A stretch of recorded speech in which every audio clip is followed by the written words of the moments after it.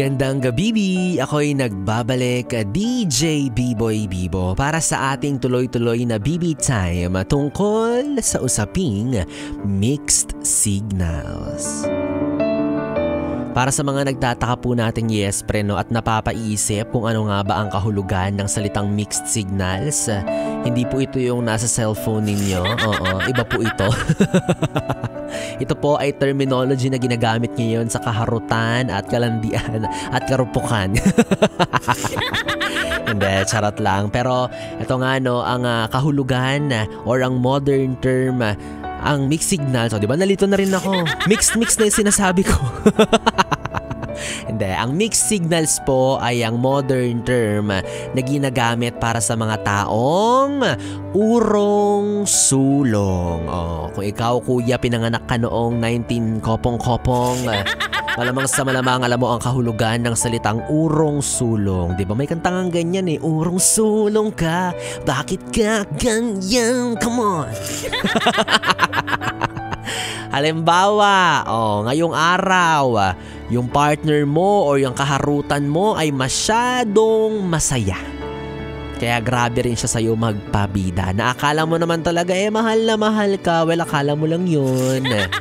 Ngayong araw lang yan ganyan. Maaring masaya lang siya masyado. Kaya nasa mood siyang magpakitang gilas sa'yo. Diba? Yung tipong akala mo takot siyang mawala ka.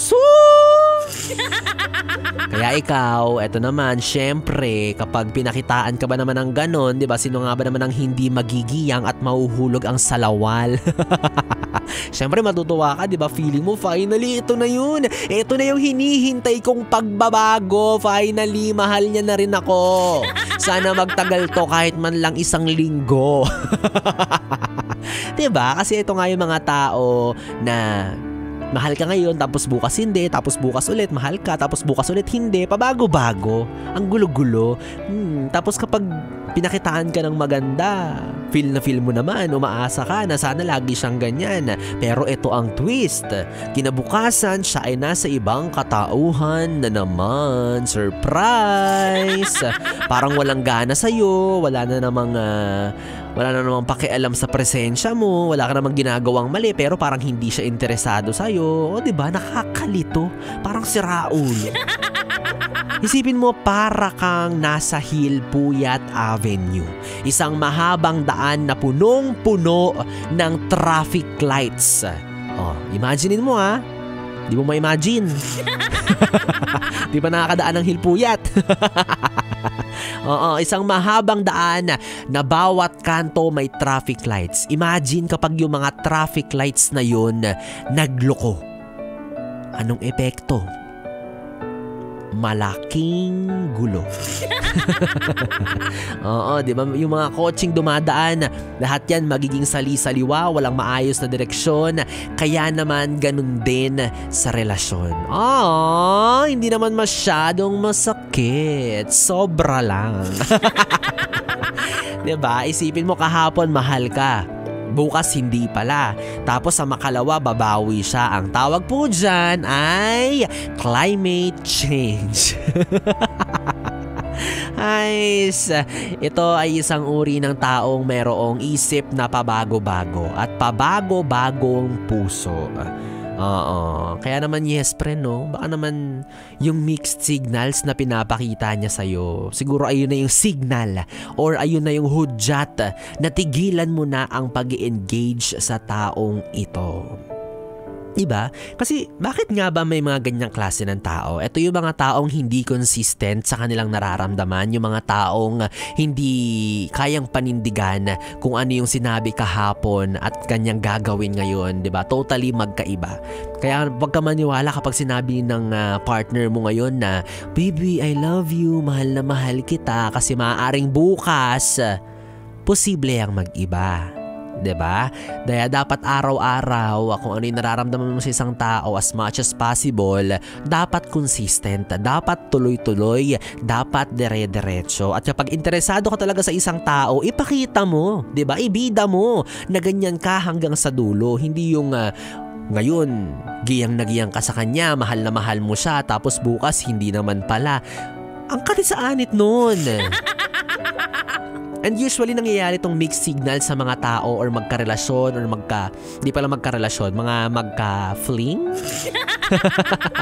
Yung mga magkaharutan, yung mga wala pang label na pinanghahawakan, di ba? Kasi minsan parang, ay, ang saya naman, parang crush na ako today.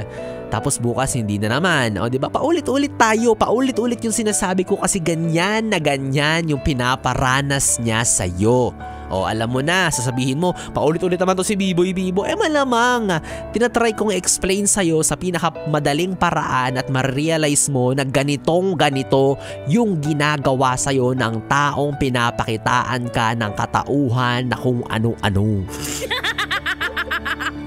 Kaya ikaw, yes friend, kapag natapat ka sa isang tao na feeling mo ay mixed signals yung ginagawa sa'yo, huwag mong ikagiyang, huwag mong ikatuwa kung feeling mo may mga pagkakataong mahal ka niya. Kasi dapat kung mahal ka talaga niyan, araw-araw mahal ka niyan. Kahit hindi siya okay sa'yo, kahit napapangita na siya sa ugali mo, dapat mahal ka pa rin yan. Kung talagang mahal ka niyan. Huwag kang magsettle sa ganyang klase ng tao. Kapag hindi sigurado sa'yo, huwag mong ipusta ang puso mo. At tandaan mo na ang mixed signal ay parang sweldo mo. Hindi mo alam kung para nga ba talaga yan sa'yo o para nga ba talaga sa mga bayarin mo gaya ng Meralco. O siya, anyways, yes friend, kung hindi na kita bibigyan ng mixed signals, eto na, aalis na ako. Babay na, magpapaalam na po si Biboy dahil 3 oras na BB time na naman ang ating pinagsamahan. 3 oras na BB time na pinagsamahan, tapos wala ka man lang natutunan. Ano ba naman yan? O siya, bawi na lang tayo ulit bukas dahil magkakasama at magkakarinigan tayong muli sa parehong istasyon at parehong oras. Dito pa rin at dito ka lang sa istasyong No Problem, ang 101.1 Yes FM. Good night, BB. Mwah mwah.